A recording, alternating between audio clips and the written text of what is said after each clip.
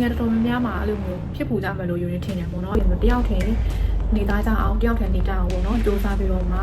နေကြပါလို့ယူနေပြောချင်တယ်ပေါ့ဘက်ကပေါ့နော်လိုက်ပြီးတော့မှလိုက်ရောပြီးတော့မှပေါ့နော်လိုက်ကောင်းပေးနေဖို့လည်းမလိုဘူးပေါ့နော်ကိုဘဝနဲ့ကိုသူတို့ဘဝနဲ့သူတို့ပေါ့နော်အဲ့တော့လမ်းကြောင်းချင်းမတူကြအောင်ဘဝချင်းမတူကြအောင်လူအယောက်တရာလောက်ကပါကိုကိုစိုက်ရမယ်ဆိုပြီးတော့မှတွေးထားလို့မရဘူးပေါ့နော်ယူရမှာလည်းပေါ့နော်ကိုကိုချစ်တဲ့သူကတစုတည်တက်ရှိရဲကိုမုန်းတဲ့သူကတစုတည်တက်ရှိရဲပေါ့နော်ဒါတို့ဘယ်လိုပဲပြောပေါ့နော်ပြောပါစီပေါ့နော်တို့ပတ်စံနဲ့တို့ပြောပဲချက်ပြောပါစီပေါ့နော်တစ်ချိန်ကြာလို့ရှိရင်ကောင်းတဲ့သူကကောင်းတဲ့နေရာရောက်ပြီးတော့မှမကောင်းတဲ့သူကလည်းမကောင်းတဲ့နေရာကိုတွားလိုက်မယ်ပေါ့နော်ကိုကိုချစ်တဲ့သူကလည်းကိုဘယ်လိုမျိုးပဲဖြတ်တယ်ကိုဘယ်လိုပဲနေပေါ့နော်ဘယ်လိုပုံစံပဲနေထိုင်တို့တို့နေ့စိတ်ထဲမှာဟိုအမြဲချစ်စရာကောင်းတဲ့သူတယောက်ဖြစ်နေလိမ့်မယ်ပေါ့နော်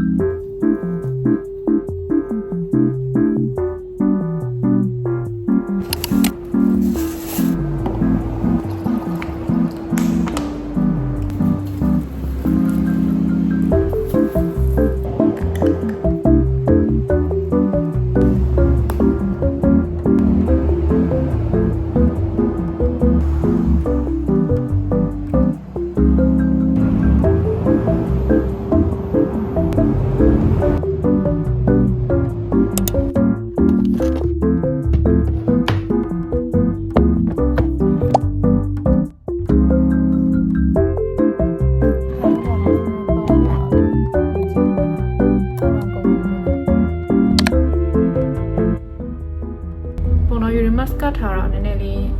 ကြာပြီဆိုတော့လေပြန်ခွာလိုက်ပါမယ်ဒီတော့မရှိတော့ကုန်တော့ကုန်သွားပြီနောက်ထပ်တစ်ခုတွားယူလာတာ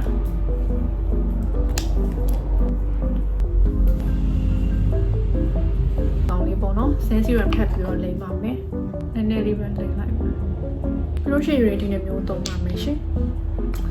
အရင်ဆုံးဒီကောင်လေးသုံးလိုက်မှာပေါ့နော်ဒါကျတော့VDL ရဲ့primer လေးဖြစ်ပါတယ်ဒီ VDL ကကြောက်ပေါ့နော်နိုင်ငံခြားမှာတော်တော်လေးအသုံးများတယ်ပြီးလို့ရှိရင်ဒီ ထိုင်းနဲ့ပေါ့နော်ထိုင်းနိုင်ငံမှာလည်းတော်တော်လေးပေါ့နော်အခုတော်တော်လေးသုံးတဲ့သူတော်တော်လေးများလာတယ်ပေါ့နော်ဒီကပါယူရပေါ့နော်အသားရည်ကယူရမျက်နှာလေးစိတ်တော်မှလို့မျိုးဘယ်လိုပြောမလဲ skin care ပဲတေချာမလုပ်လို့လာတော့မသိဘူးမျက်နှာအလို makeup နေရတာ makeup တိတ်ပြီးတော့မဆွဲဘူးပေါ့နော်မဆွဲသလိုခံစားရတယ်ပေါ့နော်ပြီးလို့ရှိရင်ဒီ foundation လေးလေးလိုက်ပါမယ်မထိုင်းမှာတော့ဒီကောင်ကအလိုမျိုးဈေးကွက်ထဲမှာတော့သူတို့မဖြတ်သေးဘူး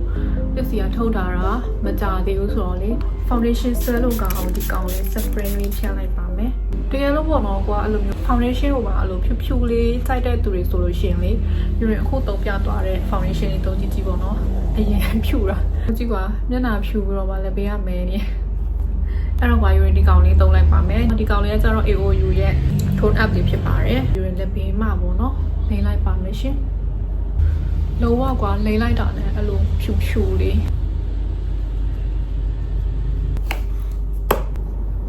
ဟိုနတ်သမီးလေးလိုမျိုးပေါ့နော်အဲ့လိုမျိုးဖြူလေးဖြစ်ချင်ဆိုလို့ရှိရင်လေဒီ tone up လေးတော့ဒါလည်းပေါ့နော်တူတူပဲဒီ single if no ထဲကမိသမီးတယောက်ပေါ့နော်တုံးနေတာတွေ့လို့ယူရင်မာလိုက်တာပြီးတော့လို့ရှိရင်ဒီဖောင်တာလေးပေါ့နော်လိမ့်လိုက်ပါမယ်အစီပြင်လွယ်တဲ့နေရာလေးတွေမှာပြီးလို့ရှိရင်အဲ့လိုမျိုးအကွက်ဖြစ်လွယ်တဲ့နေရာလေးတွေမှာပေါ့နော်လိမ့်လိုက်ပါမယ်ရှင်ပြီးလို့ရှိရင်ရမျက်ခုံလေးဆွဲပါမယ်ရှင်ပြီးလို့ရှိရင်လည်းယူရင်ပြောပြချင်တဲ့အားလေးတွေရှိရပေါ့နော်အဲ့ဒါပါလဲဆိုလို့ရှိရင်ယူရင်အသက်ပေါ့နော်အခုဆိုလို့ရှိရင်25နှစ်ပြည်နေပြီပေါ့နော်25နှစ်ရှိပြီ25နှစ်အတော်အတွင်းမှာယူရင်တွေးကြုံခဲ့တဲ့ဒီလူတွေရဲ့အကြောင်းရယ်ပြီးလို့ရှိရင်ပတ်ဝန်းကျင်ရဲ့အကြောင်းကိုယူရင်အားလုံးကိုယူရင်ပြောပြချင်ပါတယ်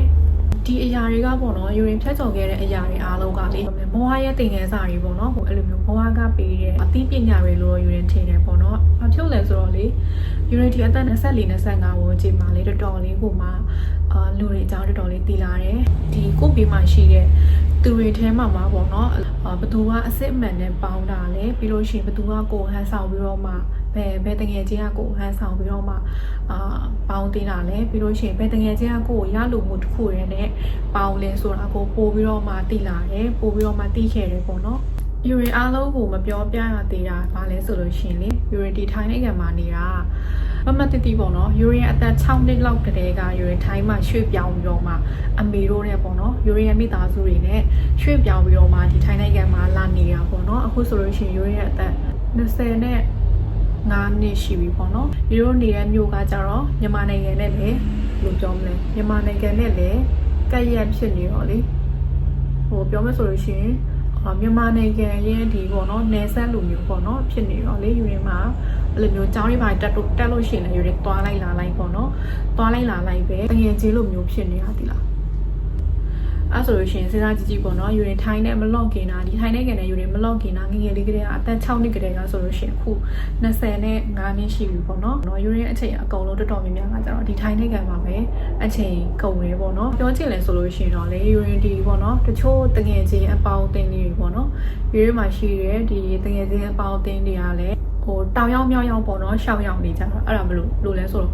ထိုင်းနဲ့မြန်မာနဲ့ပေါ့နော်နှစ်ဖက်လုံးတောင်ကအဲ့လိုမျိုးနှစ်ဖက်လုံးတက်နေရသလိုမျိုးဖြစ်တော့လေထိုင်းနိုင်ငံမှာဆိုလို့ရှိရင်လည်းငယ်ငယ်တော့ကြောက်တက်တဲ့ဒီကြောက်တက်တဲ့အရွယ်ငယ်ငယ်တော့ကြောက်တက်တဲ့တငယ်ချင်းအဟောင်းလေးတွေရှိတယ်ပေါ့နော်ဒီငယ်တငယ်ချင်းလေးတွေရှိတယ်ဒါပေမဲ့အခုချိန်မှာပြင်ပြီးတော့ကြည့်မယ်ဆိုလို့ရှိရင်ဒီငယ်ငယ်တော့ကပေါင်းခဲ့တဲ့တငယ်ချင်းတော်တော်များများကကြတော့ဘယ်လိုပြောမလဲအသက်ကြီးလာတော့လေအသက်ကြီးလာတော့လေမတူကြတော့ဘူးပေါ့နော်ဘယ်လိုလဲဆိုလို့ရှိရင်သူတို့လည်းသူတို့ဘဝနဲ့သူတို့ပေါ့နော်ကိုလည်းကိုရဲ့လမ်းကြောင်းနဲ့ကိုပေါ့နော်အဲ့တော့လမ်းကြောင်းချင်းကမတူကြတော့အဲ့လိုမျိုးမခေါ်မပြောဖြစ်ကြတော့ဒီလိုမျိုးဖြစ်ရကကြတော့ပေါ့နော်လူငယ်တော်တော်များများမှာအဲ့လိုမျိုးလေးတွေပေါ့နော်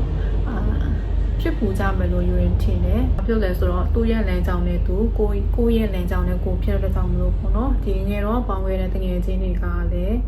းအလောက်ထီပေါ့နော်ကိုရဲ့ဘဝမှာအလောက်ထီအရေးကြီးတဲ့ထဲမရှိဘူးပေါ့နော်ငယ်ဘဝကပေါင်းခဲ့တဲ့ပေါ့နော်ငယ်တငယ်ချင်းတွေကကြတော့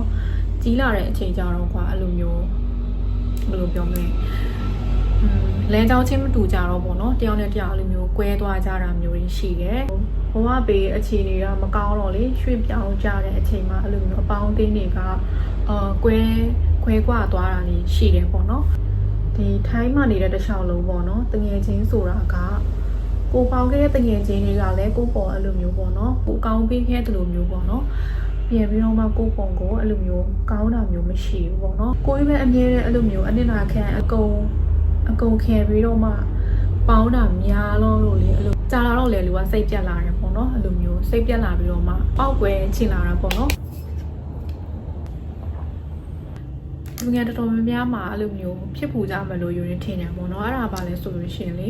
ကိုရမ်းခင်ရတဲ့တငယ်ချင်းတွေထဲမှာပေါ့နော်အဲ့လိုမျိုးကိုအဲ့လိုမျိုးလိုသုံးလုပ်ပြီးတော့မှပေါင်းတာမျိုးဒါမှမဟုတ်လို့ရှိရင်ကိုစီကနေပြီးတော့မှရလို့မှုတစ်ခုရယ်နဲ့ပေါင်းတဲ့တငယ်ချင်းဆိုတာပေါ့နော်တီးတက်ကိုရှိလိမ့်မယ်ပေါ့နော်အမြဲတမ်းကိုကပဲအနက်နာခံပြီးတော့အမြဲတမ်းကွာကောင်းပေးရပြီးတော့မှအကောင်းလှုပ်ပေးပြီးတော့မှပေါင်းပေးရတဲ့တငယ်ချင်းတွေပေါ့နော်သူတို့စီကရလက်ကဘာပြန်ရလဲဆိုလို့ရှိရင်ကိုဘက်ကတခါလေးမကောင်းပေးလိုက်တာနဲ့ကွာလုံးဝလို့ပြောမလဲလုံးဝသူတို့ဘက်ကလုံးဝလက်ခံပေးလို့မနိုင်တော့တဲ့အထီးပေါ့နော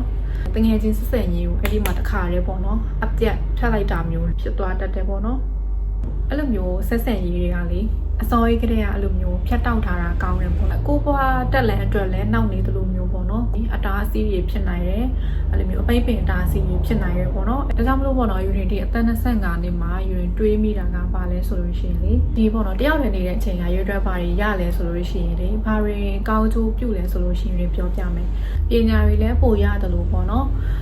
အတွေ့အကြုံလေးတွေလည်းပို့ပြီးတော့မှရလာတယ်ပြီးလို့ရှိရင်ပညာလေးတွေလည်းပို့ပြီးတော့မှတိုးလာတယ်ပေါ့နော်ကိုယ့်ရဲ့ဘဝကိုလည်းပို့ပြီးတော့မှအခြေအနေပေးဖြစ်တယ်ကိုယ့်ခန္ဓာကိုယ်ကိုလည်းပို့ပြီးတော့မှ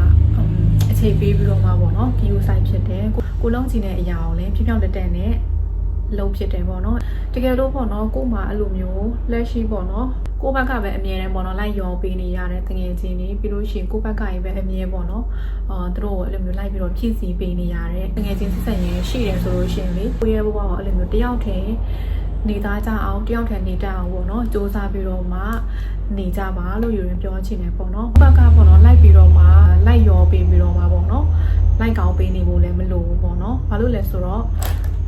ကိုဘဝနဲ့ကိုသူတို့ဘဝနဲ့သူတို့ပေါ့နော်အဲ့တော့လမ်းကြောင်းချင်းမတူကြအောင်ဘဝချင်းမတူကြအောင်ဖြစ်တဲ့အတွက်ကြောင့်မလို့ပေါ့နော်ကိုဘဝအတွက်ပေါ့နော်တိုးတက်မဲ့လဲကိုပဲရွေးချယ်ပြီးတော့မှရှေ့ဆက်သွားဖို့ကိုယူရင်အကြံပေးခြင်းနဲ့နောက်ထပ်တစ်ခုကလေဘယ်လိုပြောမလဲလူအယောက်100လုံးကကွာကိုကိုကြိုက်ရမယ်ဆိုပြီးတော့မှတွေးထားလို့မရအောင်ပေါ့နော်အယောက်100လုံးမှာကိုကိုအယောက်100လုံးချစ်မှာမဟုတ်ဘူးပေါ့နော်ဘာလို့လဲဆိုတော့ရွေးမှာလဲပေါ့နော်ကိုကိုချစ်တဲ့သူကတစုတည်သက်ရှိတယ်ကိုမုန်းတဲ့သူကတစုတည်သက်ရှိတယ်ပေါ့နော်ပြီးလို့ရှိရင်ကိုမနာလိုတဲ့သူတွေကလည်းတီးသက်ကိုမှရှိတယ်ပေါ့နော်အဲ့တော့ကိုဘလို့ပဲကဲရဲကိုဘလို့ပဲပြောဆိုဘလို့ပဲတိုက်ခိုက်ပေါ့နော်ပြောပါစေပေါ့နော်သူတို့ဟာသူတို့ဘလို့ပဲပြောပေါ့နော်ဘယ်လိုပြောမလဲပြောပါစေပေါ့နော်တို့ပတ်စံနဲ့တို့ပြောတဲ့အတွက်ကြောင့်ပြောပါစေပေါ့နော်တစ်ချိန်ကြာလို့ရှိရင်ကောင်းတဲ့သူကကောင်းတဲ့နေရာရောက်ပြီးတော့မှမကောင်းတဲ့သူကလည်းမကောင်းတဲ့နေရာကိုသွားလိုက်မယ်ပေါ့နော်အဲ့တော့ကိုယ့်ဘက်ကဘာမှလိုက်ပြီးတော့မှ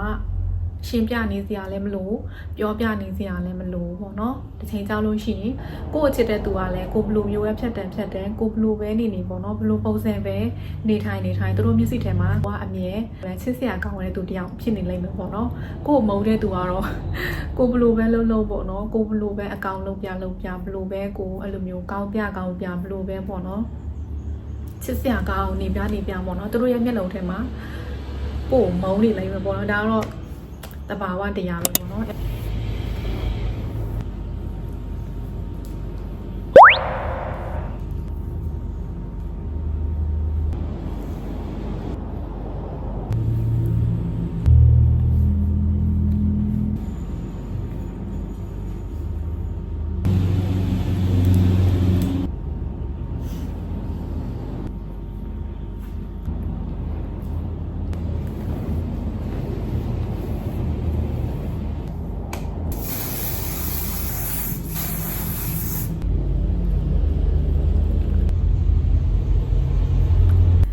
အခုဆိုလို့ရှိရင်ယူရစပင်နဲ့လှုပ်ပြီးသွားပြီဆိုတော့